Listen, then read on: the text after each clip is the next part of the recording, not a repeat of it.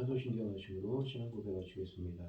전능하사 천지를 만드신 하나님 아버지를 내가 믿사오며 그 외아들 우리 주 예수 그리스도를 믿사오니 이는 성령으로 잉태하사 동정녀 마리아에게 나시고 본디오 빌라도에게 고난을 받으사 십자가에 못 박혀 죽으시고 장사한 지 사흘 만에 죽은 자 가운데서 다시 살아나시며 하늘에 오르사 전능하신 하나님 우편에 앉아 계시다가 저리로서 산자와 죽은 자를 심판하러 오시리라.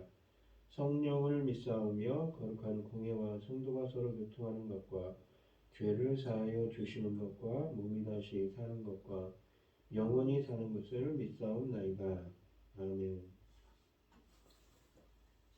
찬송가 150장입니다.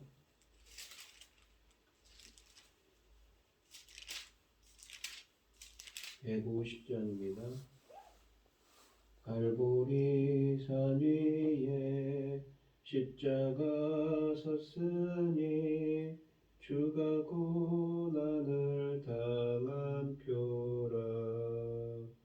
험한 십자가를 내가 사랑함은 주가 보혈을 흘림이라. 최후 승리를 얻기까지 주의 십자가 사랑하리. 빛난 면류관 받기까지 험한 십자가 붙들겠네. 멸시천대 받은 주의 십자가에 나의 마음이 끌리도다. 귀한 어린 양이 세상 죄를 지고 험한 십자가 지셨도다. 최후 승리를 얻기까지 주의 십자가 사랑하리. 빛난 면류관 받기까지 험한 십자가 붙들겠네. 주님 예비하신 나의 본향집에 나를 부르실 그날에는 영광 중에 계신 우리 주와 함께 내가 죽도록 충성하리. 최후 승리를 얻기까지 주의 십자가 사랑하리. 빛난 면류관 받기까지 험한 십자가 붙들겠네. 아멘. 오늘 함께 하시는 하나님의 말씀은 신명기 21장 1절로 9절 말씀입니다. 신명기 21장 1절로 9절 말씀입니다. 교독을 하겠습니다. 제가 먼저 읽겠습니다. 내 하나님 여호와께서 내게 주어 차지하게 하신 땅에서 피살된 시체가 들에 엎드러진 것을 발견하고 그 쳐 죽인 자가 누구인지 알지 못하거든. 너희 장들과 재판장들은 나가서 그 피살된 곳을 사방에 있는 성으로 그놈을 잴 것이요. 그 피살된 곳에서 제일 가까운 성읍의 장로들이 그 성읍에서 아직 부리지 아니하고 멍에를 매지 아니한 암송아지를 취하여 그 성읍의 장들이 물이 항상 흐르고 갈지도 않고 씨를 뿌린 일도 없는 골짜기로 송아지를 끌고 가서 그 골짜기에서 송아지의 목을 뽑을 것이요. 레위 자손 제사장들도 그리로 갈지니 그들은 내 하나님 여호와께서 택하사 자기를 섬기게 하시며 또 여호와의 이름으로 축복하게 하신 자라. 모든 소송과 모든 투쟁이 그들의 말대로 판결될 것이니라. 그 비서도 무죄서 제일 가까워서 모든 사람들은 그 골짜기 위에서 먹을 것과 암송아지 위에 손을 씻으며 말하기를 우리의 손이 이 피를 흘리지 아니하였고 우리의 눈이 이것을 보지도 못하였나이다. 여호와 주께서 성령하신 주의 백성 이스라엘을 사하시고 무죄한 피를 주의 백성 그 이스라엘 중에서 두지 마옵소서 하면 그 피 흘린 죄가 사함을 받으리니 너는 이와 같이 여호와께서 보시기에 정직한 일을 행하여 무죄한 자의 피 흘린 죄를 너희 중에서 제할지니라. 아멘. 오늘 본문 말씀의 제목은 피 흘린 죄를 너희 중에서 제할지니라입니다. 본문은 이 미겔 사건에 대한 규례, 즉 살인범을 알 수 없는 시체에 대해 말씀하십니다. 이 율법은 19장 1절로 13절처럼 피 흘림이 땅을 오염시키는 것을 막기 위한 것입니다. 그래서 이 단락의 초점은 범인을 밝히는 데 있지 않고 죽은 사람으로 인해 그 피로 인한 하나님의 심판, 저주가 이스라엘에게 내리지 않도록 하는 데 맞추어져 있습니다. 살인은 단순히 법적인 문제가 아니라 종교적인 문제이기도 하였기에 살인범을 알지 못한다 해서 그냥 그 사건을 방치할 수는 없습니다. 미궁에 빠진 사건이라 할지라도 종교적인 차원에서는 종결지어야 합니다. 특히 하나님이 가나안 땅을 이스라엘에게 선물로 주셨기 때문에 그 땅에서 이런 일이 일어나는 것은 피해자, 그러니까 시체로 발견된 사람 뿐만 아니라 하나님께도 문제가 되는 것이었습니다. 모세는 살인범을 알 수 없는 변사체에 대한 율법의 정황을 성 밖에서 일어난 것으로 간주합니다. 성 안에서 일어나는 살인사건에는 목격자가 있을 가능성이 높아서 미궁의 사건으로 남겨질 확률이 낮기 때문입니다. 그러나 만일 성 안에서 일어난 사건이라도 누가 그런 일을 했는지 알 수 없다면 이 규례를 따라야 했습니다. 이 규정은 성 밖에서 발견된 모든 시체에 관한 규례가 아닙니다. 피살된 시체라고 되어 있는 1절의 기본적인 의미는 시체에 칼자국 등 폭력의 흔적이 있는 것을 뜻합니다. 이러한 폭력의 이 흔적도 없는 자연사한 시체는 이 규정을 따를 필요가 없는 것입니다. 변사체가 발견되면 살인자를 밝히도록 해야 하겠지만 항상 가능한 일은 아닙니다. 이럴 경우 시체가 발견된 곳에서 가장 가까운 성읍의 장로들이 조치를 취해야 합니다. 조치를 취해야 한다고 3절에 말씀하십니다.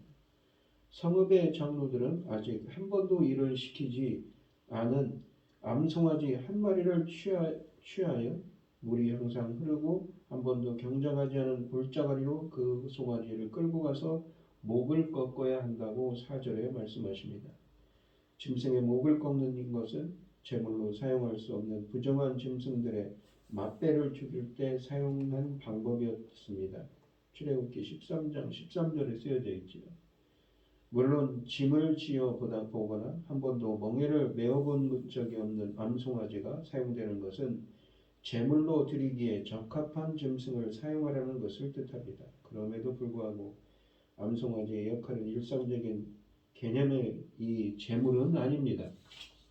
암송아지 목을 꺾는 일이 정해진 예배 장소에서 진행되지 않고 목을 꺾는 사람도 제사장이 아니라 평신도라는 것도 암송아지가 제물이 아니라는 것을 알려줍니다.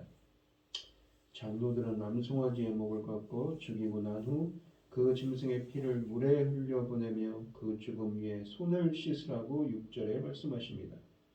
성경에서 피가 가득한 손은 죄를 뜻하는 것에 반해 손을 씻는 것은 무죄와 결백을 상징합니다. 이 예식을 통해 이스라엘은 하나님의 진노를 피해야 합니다. 이 짐승의 목을 꺾고 그 죽음 위에서 손을 씻는 행위가 상징하는 바는 속죄일 염소처럼 이 암송아지가 이 죽음에 연관된 죄를 짊어지고 광해로 갔다는 것을 상징합니다.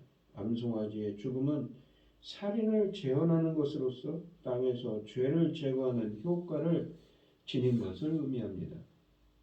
사람이 죽은 것이 인적이 드문 곳이라는 점을 강조하기 위해 이 예식이 행해지는 곳도 성읍에서 멀리 떨어져 있다는 사실에 근거한 해석인 것이지요. 이것은 변사체에 대한 책임을 가장 가까운 성읍 공동체가 지지만 사람 자신들은 이 일에 있어서 결백하다는 것을 주장하는 예식입니다. 장로들이 손을 씻으면서 우리의 손이 이 피를 흘리지 아니하였고 우리 눈이 이것을 보지 못하였다라고 7절에 고백하는 것도 이 해석에 무게를 더합니다.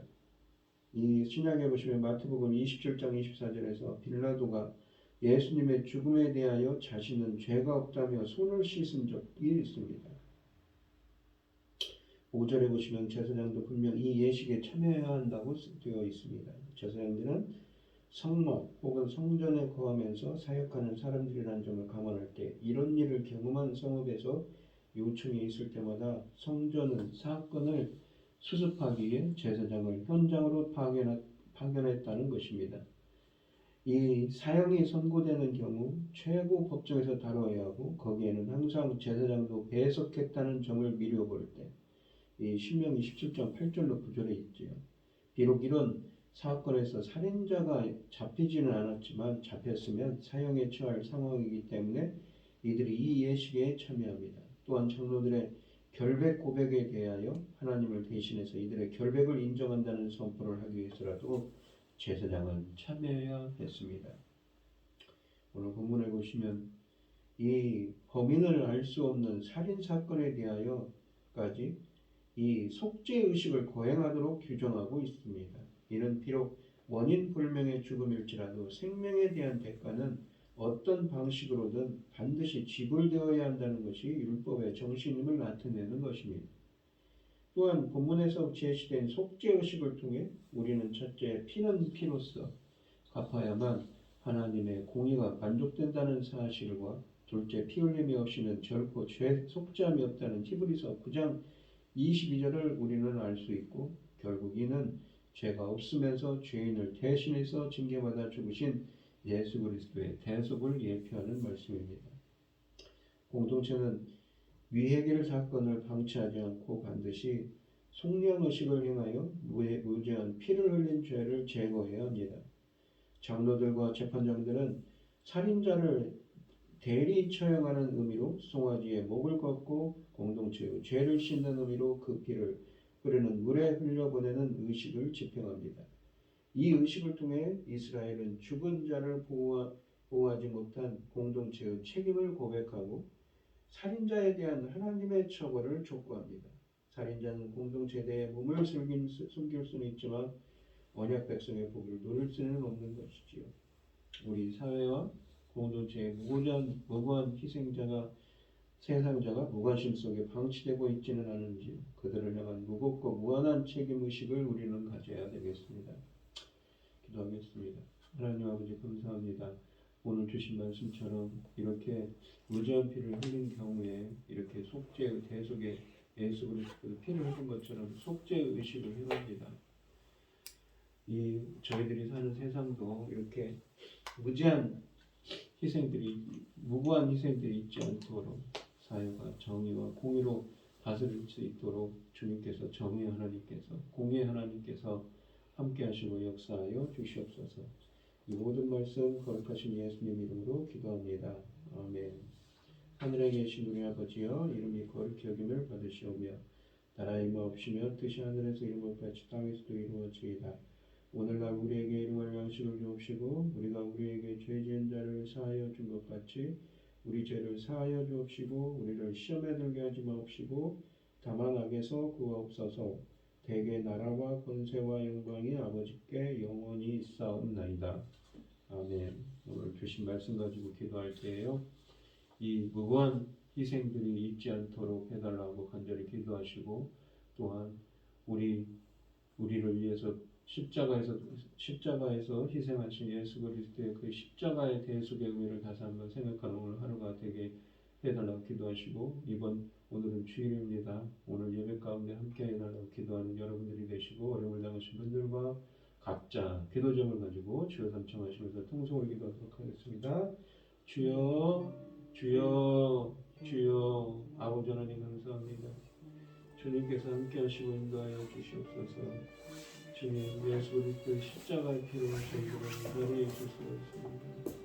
그 배수 계획을 다시 한번 생각하며 주님께 감사할 수 있는 하루가 되게 하여 주시옵시고 무고한 희생들이 없도록 이 삶에도 정의와 공의가 바르게 한같이 흘러갈 수 있는 사회가 공의 하나님께서 역사하여 주시옵소서. 인도하여 주시옵소서. 오늘은 거룩한 주일입니다. 주님 오늘 예배 가운데 인도하여 주시고 오늘도 신령과 진정으로 예배될 수 있도록 하여 주시옵소서. 인도하여 주시옵소서.